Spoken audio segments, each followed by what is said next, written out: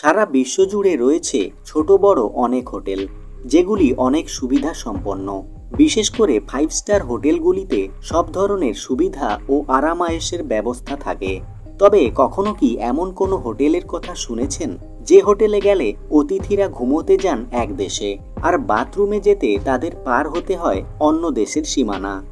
এই হোটেলে ঢুকলেই আপনি বিভিন্ন দেশে থাকার অনুভূতি অর্জন করতে পারবেন। হ্যাঁ, এমনই এক অদ্ভুত হোটেল আছে সুইজারল্যান্ডে। হোটেলটি ফ্রান্স ও সুইজারল্যান্ডের সীমান্ত লাকিউর এলাকায় অবস্থিত। হোটেলটির নাম হোটেল আরবেজ ফ্রান্সো সুইস। অতীতে এখানে ছিল একটি ডিপার্টমেন্টাল স্টোর। 1921 সালে জুলেস জিন আরবেজ নামে এক ব্যক্তি এই জায়গাটি কিনে নেন। তারপর তিনি এখানে একটি হোটেল তৈরি করেন। কালক্রমে সেই হোটেলই ফ্রান্স ও সুইজারল্যান্ড দুই দেশেই জনপ্রিয় হয়ে উঠেছে।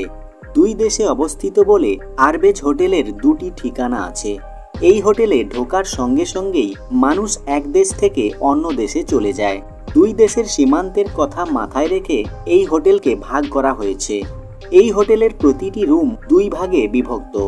রুমের ডবল বেডগুলি এমনভাবে সাজানো হয়েছে যে বেডগুলির অর্ধেক রয়েছে ফ্রান্সে ও বাকি অর্ধেক রয়েছে সুইজারল্যান্ডে। এমনকি ঘরের বালিশগুলিও দুটি দেশ অনুসারে ভিন্ন ভিন্ন।